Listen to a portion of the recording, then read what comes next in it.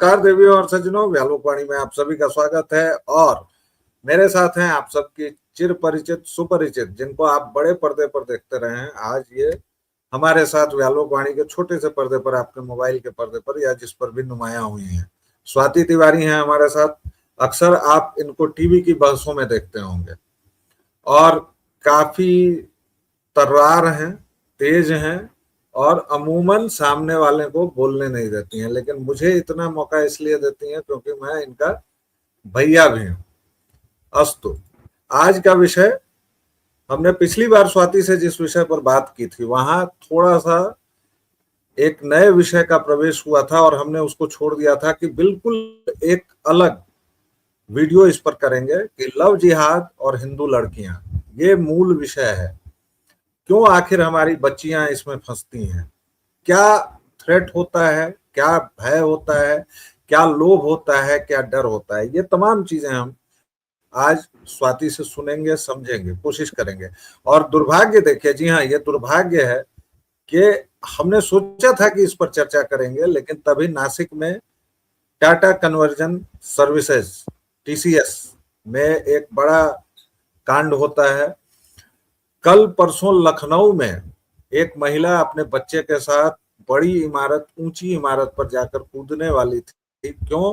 क्योंकि वह भी लव जिहाद की शिकार हुई थी। उसका पति मोहम्मदन है और अब वह तलाक देने के पहले उसको बहुत बुरी तरह से परेशान कर रहा था। अधिवक्ताओं का संघ था, उन्होंने बचा लिया, माँ बच्चा सुरक्षित है। लेकिन मूल प्रश्न वही, लव जिहाद और हिंदू लड़कियां, क्या वजह है, क्यों हम इतने कमजोर पड़ रहे हैं?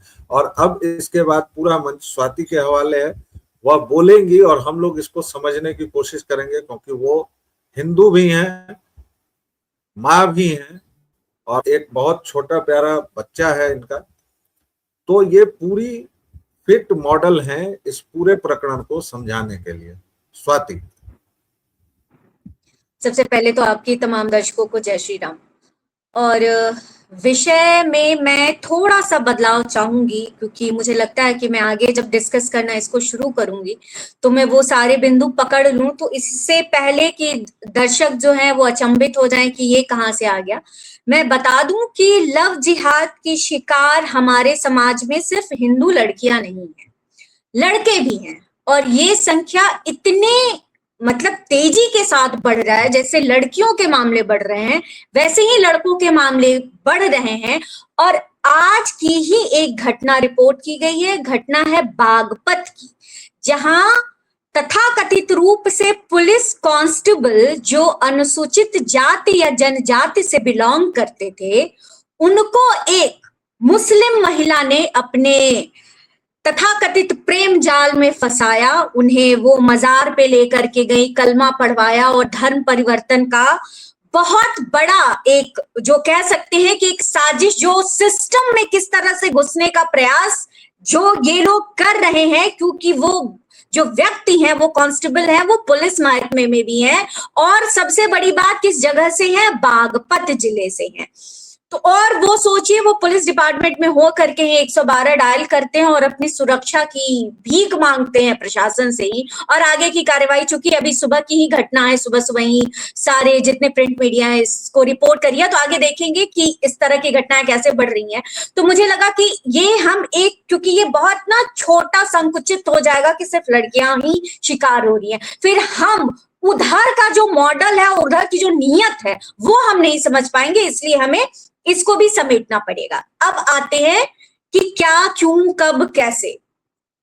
लगभग 6246 आयतें हैं कुरान में, अगर मैं ठीक ठाक कह रही हूं तो। इनमें से 41 ऐसी आयतें हैं जिनमें जिहाद का जिक्र है। अब जिहाद का जो जिक्र है, अब कहने वालों ने कैसे कहा, समझने वालों ने कैसे समझाया और लिखने वालों ने कैसे समझाया, ये पूरा इस्लामिक विषय है, इस पे नहीं जाते हैं। लेकिन इसका प्रभाव भारतीय समाज पे कैसे पड़ रहा है, विशेष रूप से हिंदू समाज पे कैसे पड़ रहा है, और एक समाज के ताने बाने को तोड़ने का कुत्सित प्रयास और राष्ट्र भावना को खत्म करने का, खोखला करने का, उसकी जड़ों को खोदने का कुत्सित प्रयास कैसे हो रहा है, ये समझने की कोशिश। तो मुझे लगता है कि अब कोशिश से हम बहुत जो है वो आगे निकल चुके हैं। हमें इसे अब स्वीकारना होगा कि जिहाद में जो एक नया जिहाद, कॉर्पोरेट जिहाद, उससे सटा हुआ उसका सहोदर बड़ा भाई लव जिहाद, ये कैसे हमें इम्पैक्ट कर रहा है। चर्चा करेंगे तो बहुत सारी चर्चाएं आ जाएंगी, लेकिन इसको ना कुछ बिंदुओं में समझने का प्रयास करते हैं। सबसे पहले ये हमें स्वीकारना होगा कि ये पूरा नेटवर्क है, ये नेटवर्क भारत में ऑपरेशनल है। इसको बहुत हद तक, जिसको कहते हैं ना कि पोषित करने वाले या संभालने वाले या सहेजने वाले, बहुत हद तक पॉलिटिकल पार्टीज हैं। उनको जो है प्रमोट करने वाले इनडायरेक्टली वो पॉलिटिकल पार्टीज हैं, वो सोच को पोषित करने वाली पॉलिटिकल पार्टीज है, वो बड़े बड़े लोग हैं ऊंचे पद पे, वो चाहे प्राइवेट सेक्टर में हो या वो सरकारी सिस्टम में हो, जिनको उनके हिसाब से कोई फर्क नहीं पड़ता है, और तथा कथित रूप से ये संविधान द्वारा संवर्धित, पोषित और एक अधिकार दिया हुआ लिबरलिज्म है, जिस पे आप प्रश्न नहीं कर सकते हैं कि कौन किसके साथ प्रेम कर रहा है, कौन किसके साथ जा रहा है, कौन किसके साथ विवाह कर रहा है, कौन धर्म परिवर्तन करके विवाह कर रहा है, कौन नहीं कर रहा है। इसमें आप नहीं पढ़ सकते, ये आपका अधिकार नहीं है, ये तथाकथित रूप से संवैधानिक अधिकार है। सबसे बड़ी बात जो सोच डाला जाता है कि ये आप कुछ गलत नहीं कर रहे हैं। अब इसकी जो हमारी पारंपरिक विवेचना है, सांस्कृतिक विवेचना है, वो तो सोच खत्म ही हो गई है, उस पे बाद में आएंगे। लेकिन ये एक सोच कि ये गलत नहीं है, और आप तमाम तरह के, आप कोर्ट के डिसीजंस देख लो, आप इस तरह के मामले में प्रशासन के जो प्रेस विज्ञप्ति कह लो या जो जानकारी कह दो, क्योंकि इस तरह की दो चार जो है वो आप कह सकते हैं कि समाज के बीच में रह करके कुछ प्रोग्राम्स मैंने भी कराया है। और सबसे बड़ी बात कि मुझे इस बात की इजाजत नहीं दी गई थी कि इसको आप लव जिहाद टॉपिक देंगी, तो फिर मैंने उसको अपना दिमाग लगा करके प्रेम या भ्रम करके पोस्टर बनाया। तब तथाकथित रूप से जो राजनीतिक दल के प्रवक्ता हैं और जो प्रशासनिक अधिकारी हैं वो आने को तैयार हुए, और जो प्रशासनिक अधिकारी हैं वो सिर्फ अपने कानूनी जो मुद्दे होते हैं उस पे बयानबाजी, राजनीतिक जो अपने रोटी सेकते हैं उन पे बयानबाजी। तो एक जो ये दिमाग में बिठा दिया गया है, म्यूट यहाँ एक सवाल करूंगा आपसे। देखा जाता है कि अब्राहमिक कल्ट वाले जितने भी लोग होते हैं, बी इट मुस्लिम्स और बी इट क्रिश्चियंस, ये लोग जितने भी बड़े ऊंचे पद पर पहुंच जाएं, मतलब उपराष्ट्रपति से बड़ा क्या है, राष्ट्रपति हैं, फिर भी ये जिहाद करते हैं, फिर भी इनका पूरा काम वही है। मदनी जैसा मौलाना दो कौड़ी का हो या हामिद अंसारी जैसा उपराष्ट्रपति हो, जावेद अख्तर जैसा तथाकथित निरीश्वरवादी हो, बौद्धिक हो, या अजगर वजाहत जैसा तथाकथित लेखक, उसको गुजरात में वही रूहें दिखाई देती हैं जो मोहम्मडन्स हैं। गोधरा की रूहें वो नहीं देख पाता है। लेकिन आपके यहां जैसे ही कोई व्यक्ति भौतिक सफलता या यहां तक कि आध्यात्मिक सफलता पर भी चढ़ जाता है, तो भी उसके मुंह से बकार नहीं फूटता है। जैसे ये रविशंकर है, या फिर ये जग्गी वासुदेव है, जो सदगुरु शंकराचार्य को क्यों भूल रहे हैं तथाकथित रूप से? चारों पांचों शंकराचार्य हैं, एक तो स्वयंभू शंकराचार्य घूम रहा है आपके यहाँ ये लोग। और सबसे पहले प्रशासनिक अधिकारी था, हिंदू था, वैष्णो देवी का, उसको जूते उतारने में समस्या हुई। ये टू मच लिबरलिज्म का नतीजा है, too much freedom of Hinduism का नतीजा है। थोड़ा कशाघात होना चाहिए, थोड़ा हंटरबाजी होनी चाहिए, क्या एक डेकोरम होना चाहिए, एक नियम, एक सेट्स ऑफ लॉ होने चाहिए। ये हंटरबाजी कौन करेगा? इसीलिए तो मैंने कहा संविधान द्वारा पोषित और संवर्धित तथाकथित रूप से। कैसे आप इसको गलत करेंगे? आप नहीं कर सकते हैं। सबको अपने धर्म का प्रचार प्रसार करने का अधिकार संविधान देता है। आप एक धर्म से दूसरे धर्म में परिवर्तन कर सकते हैं तथाकथित रूप से, बिना दबाव के, बिना किसी झांसे के, लेकिन ये होता है क्या धरातल? तो आप संविधान बदल देंगे क्या? नहीं बदल सकते हैं। आप बदल के देखिए, मैंने तो कोशिश करी है, मैं मतलब बदलने की नहीं, मैंने तो बोलने की ही कोशिश की थी, तो खैर रहने दीजिए, लंबी चौड़ी प्रक्रिया हो जाएगी और डिस्कशन हो जाएगा। हम और आप नहीं कर सकते हैं। तो अगर हम टेक्निकल टर्म्स पे बात कर रहे हैं कि हम क्यों फंस जा रहे हैं, तो सबसे पहली बात कि हमारे दिमाग में हर किसी के द्वारा ये बिठा दिया गया है कि ये गलत नहीं है।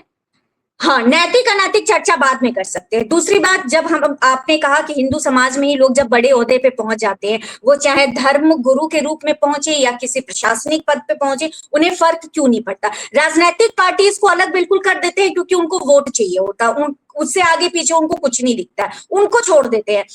प्रशासनिक अधिकारियों और धर्म गुरुओं की बात करें तो एक कहना नहीं चाहिए, लेकिन मैं दो बातें बहुत कम जगह पे कहती हूँ, क्योंकि ये कहने के लिए जिगर भी चाहिए और सुनने और पचाने के लिए भी जिगर चाहिए।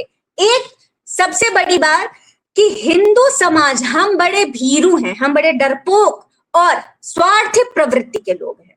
ये हम नहीं स्वीकारते, हम झूठे वाहवाही करते हैं, हमारा ये, हमारा वो, हमारा कुछ नहीं, हमारा सच में कुछ नहीं। हम क्या थे, क्या है, 5000 साल पहले क्या थे, 500 साल पहले क्या हो गए, आज क्या है, ये हम सीता, राम और कृष्ण वही उठा करके अभी तक लेकर के चलते आ रहे हैं। हमारे बीच में जो भी मुगल शासन के दौरान जो भी कुप्रवृत्तियां आई, जो भय के कारण आई या जैसे भी आई, या सर्वाइवल फॉर फिटेस्ट की भी बात मुझे बार बार लगती है। जब मुगल शासन हुआ तो फिर अंग्रेज का, मतलब अगर पूरा देखे तो हमने पूरा फोकस अपना सर्वाइवल पे ही कर दिया, हमें बचे रहना। अब जिक्र करेंगे तो बहुत लंबा चौड़ा। हमारे यहाँ तथाकथित रूप से एकदम बाहुबल, हमारे रक्षक जो राजपूत लोग जो थे मुगल शासन में, उनका कैसे क्या हुआ, उन्होंने अपनी रियासतें कैसे बचा ली, बहुत लंबी चौड़ी डिस्कशन हो जाएगी।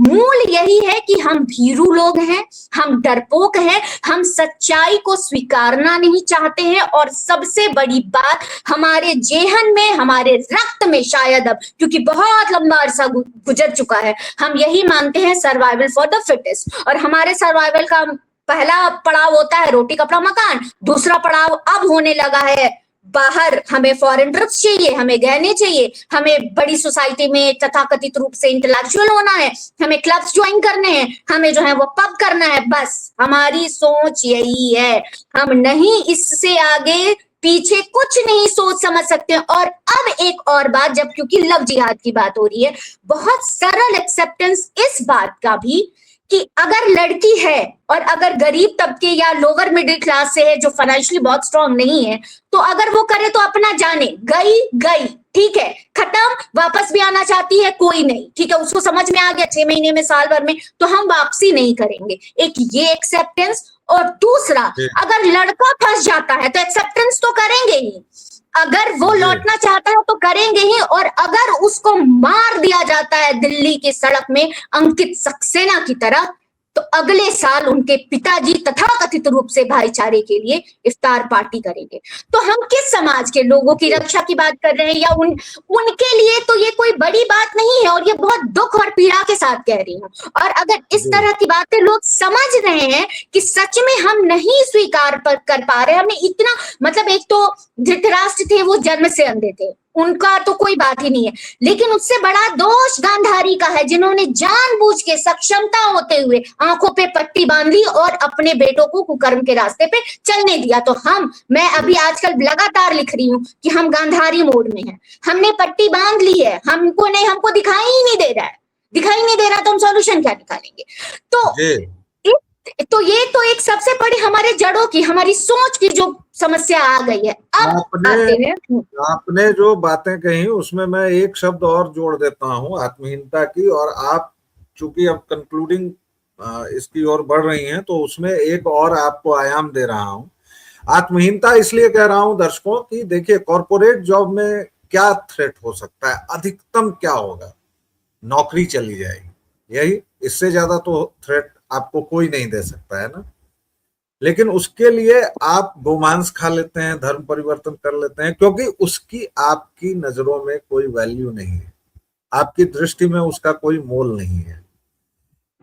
इतनी बड़ी बात नहीं है कि आप हकीकत राय बन जाएं। हकीकत राय 14 साल का था। ऐसा नहीं है कि आप 4 साहबजादे बन जाएं, 5 साल से 8 साल के थे वो। और देखिए इतना यह है कि मेरे जैसा व्यक्ति साहबजादे कह रहा है, जबकि ये शब्द नहीं कहना चाहिए, गुरु साहब के सुपुत्र कहना चाहिए, सुपुत्र। आखिर क्या वजह है कि एक शिवाजी के समय उस शब्द के उच्चारण पर वह कसाई की गर्दन उतार लेते हैं, और आज हमारे गोरक्षकों को, देश के प्रधानमंत्री को गोगुंडा कहना पड़ रहा है कि वो रात में गुंडई करने सुबह में चले आते हैं। हम यहां तक ले आए हैं बहस को, हमने गोमांस को इतना सुलभ तो बना दिया है, जबकि ये आउट ऑफ बाउंड्स होना चाहिए। इस पर बहस इस पर बात नहीं होनी चाहिए। तो ये एक पॉइंट है। आपके कंक्लूडिंग रिमार्क्स प्लीज।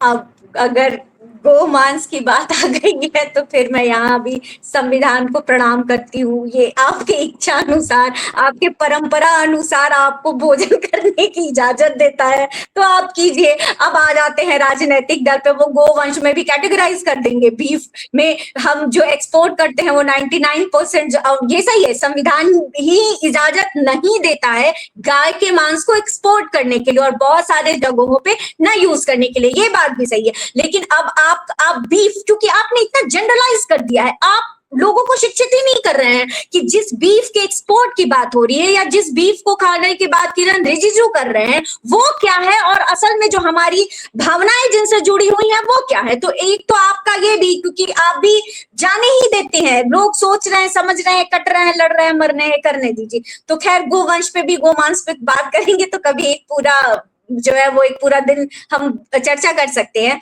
आपने कहा कि जाएगा क्या, सही बात है, क्या जाएगा, नौकरी जाएगी, आपका जो है वो सर्टिफिकेट सही से नहीं देंगे, यही करेंगे ना। अब दो तरह की बातें, एक कि या तो आपको वो लव ट्रैप में फंसा करके आपके अश्लील वीडियोस और फोटोग्राफ्स बना चुके हैं जिसके आगे हर लड़की नतमस्तक हो जाती है। अब आपने ये क्यों करने दिया है, फिर ये एक अलग बहुत लंबी चौड़ी बहस का विषय हो जाएगा।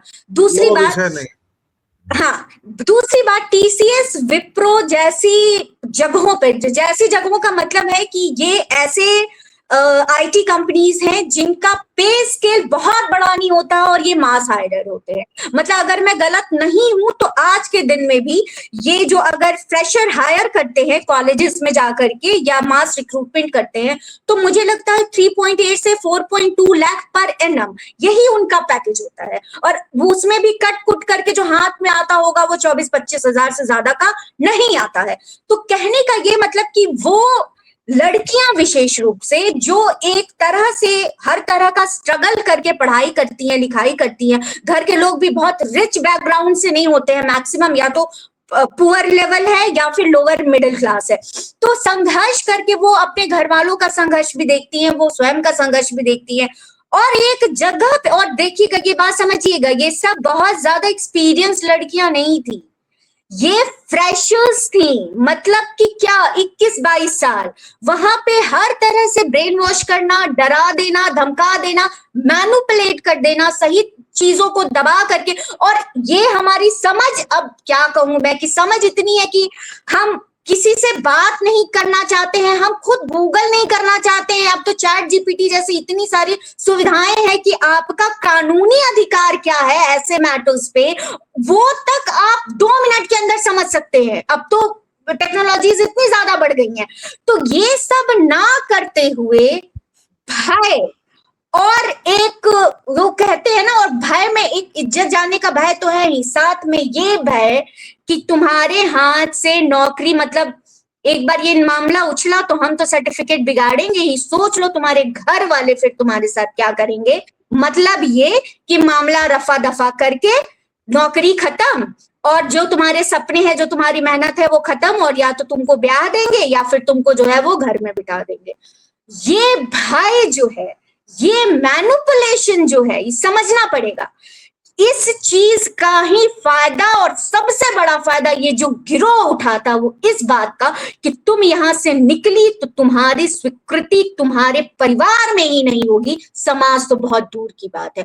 और मैं सीना ठोक के ये चैलेंज करती हूँ पूरे हिंदू समाज से कि क्या कोई ऐसी लड़की जो लव जिहाद का शिकार होती है और घर वापसी करती है, तो क्या आप स्वीकार करेंगे? क्या आप उसको अपने घर में लाना पसंद करेंगे? घर में लाना पसंद करेंगे का मतलब क्या है कि क्या आप विवाह करेंगे? नहीं करेंगे। और ये दूसरी बड़ी विडंबना ये कि भारतीय समाज में स्त्रियों का, पुरुषों का भी, ये नहीं कहेंगे स्त्री और पुरुष, विवाह हमारे सबसे अहम संस्कारों में से एक है। इसके आगे पीछे इर्द गिर्द ही सारे संस्कार हैं। जन्म मरण से कोई भी संस्कार दे दीजिए, जो हमारा बेस संस्कार है वो वैवाहिक संस्कार है। तो ये संस्कार हमारे लिए बहुत जरूरी है। तो हम जब करें उसको ही डरा देंगे कि यही छीन लिया जाएगा, इसी के लायक नहीं होंगे, तो लड़की आखिर में फाइनली यही सोचती है जो हो रहा है जब तक झेल पा रहे हैं झेलेंगे, आगे देखा जाएगा। ये सबसे बड़ा कारण। और रैप करूंगी, फिर किसी और दिन और वृहद चर्चा करेंगे कि वो आपका कॉर्पोरेट जिहाद हो। नासिक का मामले तो अब हैदराबाद और बैंगलोर से ही आ रहा है। मैं बस वेट कर रही हूँ कि वृहद कहीं प्रिंट मीडिया में आए तो इस पे चर्चा की जाए, या फिर आप बागपत के कांस्टेबल की बात कर लें, या अंकित सक्सेना जो मारा गया भरे बीच चौराहे पे दिल्ली की सड़कों पे, उसकी बात करें। कोई भी बात करे, ये एक ऑर्गेनाइज्ड गिरोह है जिनका ब्रेन वॉश इस हद तक है कि ये क्या पढ़े लिखे, ये क्या जो है वो अनपढ़। क्योंकि केजीएमयू में तो कितने बड़े बड़े डॉक्टर्स, जो दिल्ली में लाल किला ब्लास्ट हुआ वो भी हमने देखा, डॉक्टर्स, उसका पूरा गिरोह जो आया डॉक्टर्स। और बार बार बार बार मामले जिन जगहों से रिपीट होते हैं, जैसे लखनऊ बार बार बार बार रिपीट हो रहा है हर तरह के मामलों में, फिर वहां पे प्रशासन कि क्या चौकसी और नहीं बढ़नी चाहिए। और सबसे बड़ी बात कि इन सारे चीजों को लेकर के समाज खुद को कैसे तैयार करना चाहता है, क्या देखना चाहता है, क्या कर रहा है, और प्रशासन और सरकारें उनको ये जो कहते हैं निश्चिंतता प्रोवाइड करने के लिए वो क्या कर रही है, ये समझना होगा। और इन सब से ऊपर आपको खुद जागरूक होना पड़ेगा। आपको अपनी बेटियों से बात करना होगा, अपने बेटों से बात करना होगा, उन्हें समझाना होगा। और ये काम आप टीनेज में आने के बाद और जॉब में जाने के बाद नहीं करेंगे। और हिंदुत्व का मतलब आप सिर्फ रामनवमी में अखाड़ा लगा देना, जुलूस लगाना ना, और 8 को बड़ा बड़ा स्पीकर पे बाजा बजा देना और रात्रि जागरण, इससे बाहर निकलिए। ये जो हिंदुत्व की नई परिभाषाएं गढ़ी जा रही है, इससे बाहर निकलिए, मूल की तरफ लौटिए, अपने आप बहुत सारी चीजें सॉल्व हो जाएंगी। जी,